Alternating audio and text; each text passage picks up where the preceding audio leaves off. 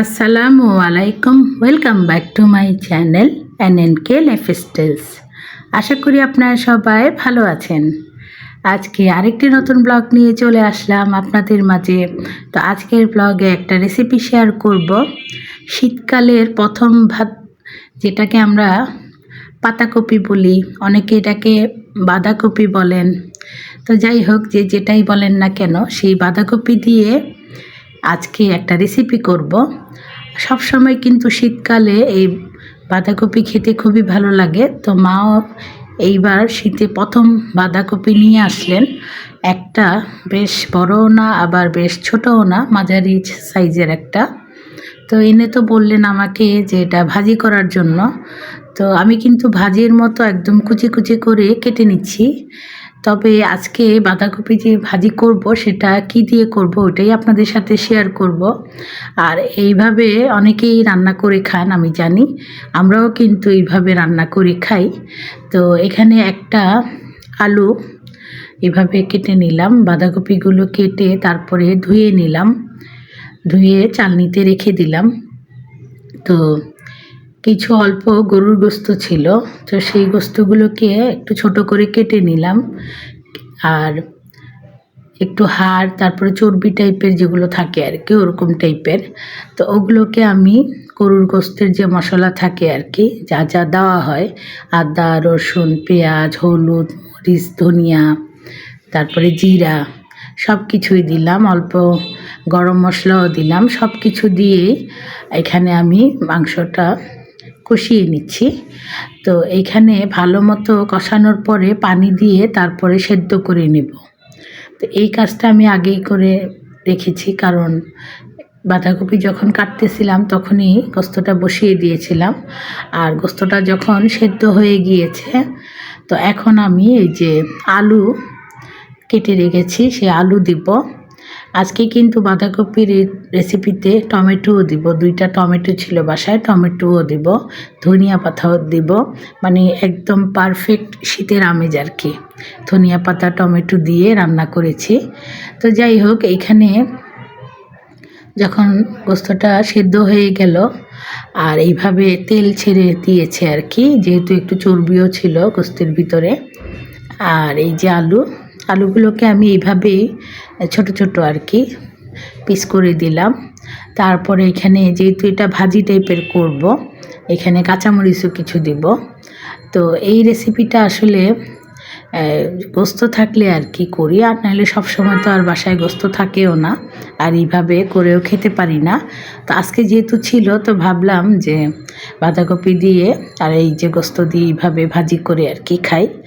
আর এইভাবে গরুর গোস্ত দিয়ে অনেকেই দেখছি বাঁধাকপি রান্না করেন, পছন্দ করেন। আর আমাদের বাসাতেও কিন্তু খুবই পছন্দ করে সবাই খান। তবে আমি কিন্তু এটা কোনো মানে ঝোল টাইপের কিছু থাকবে না, একেবারে ভাজা ভাজা করে নেব। বাঁধাকপির থেকে যে পানি বের হবে সেই পানিটাও শুকিয়ে নিয়ে একেবারে ভাজা ভাজা করব, ধনিয়া পাতা দিব। এইভাবেই করেছিলাম রেসিপিটা, আর খেতেও আলহামদুলিল্লাহ অনেক মজা হয়েছিল। তো এখানে আলু কাঁচামরিচগুলো দিয়ে দিলাম, তারপরে দিয়ে দেব কেটে রাখা বাঁধাকপিগুলো। আর বাঁধাকপিগুলো দেওয়ার পরে মনে হয় যে অনেকগুলো, পরে কিন্তু ঢেকে রাখার পরে এটা থেকে পানি ছেড়ে কমে যায়। তো আপনারা এই রেসিপিটা করে খান কিনা এবং কার কার পছন্দ আমাকে কমেন্টস করে জানাতে পারেন। আর আমার তো ভীষণ পছন্দ, আমাদের বাসায় সবারই ভীষণ পছন্দ। আর সবথেকে বড় কথা হলো এই রেসিপিটা মানে আপনি আজকে রান্না করবেন, তারপরে যে থাকবে বাসি হবে আর কি, তারপরে যে এটা আবার গরম করে পোড়া পোড়া করে খায়, ওটাও কিন্তু খুবই মজা লাগে। আর এই রেসিপিটা দিয়ে ভাত তো খাওয়া যাবেই, সেই সাথে রুটি পরোটা খেতেও কিন্তু ভীষণ মজা লাগে। তো আমরা তো রান্না করেছিলাম দুপুরে ভাতের সাথে খেয়েছিলাম, সাথে ডাল রান্না করেছিলাম। আজকে এই 2টা রেসিপিই ছিল, বাঁধাকপির এই রেসিপি আর ডাল, মসুর ডাল আর কি, পাতলা মসুর ডাল। তো আমি তো দুপুরে ভাত দিয়ে খেয়েছি, রাতে রুটি দিয়ে খেয়েছিলাম, ভীষণ মজা লেগেছিল। তো বাঁধাকপিগুলো দিয়ে এখন আমি এই যে ঢেকে দিলাম।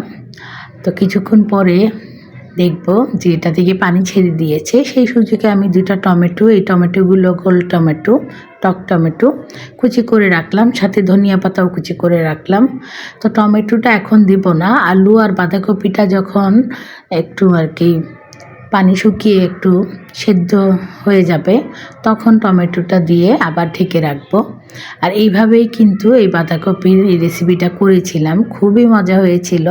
তো ভাবলাম আপনাদের সাথে শেয়ার করি।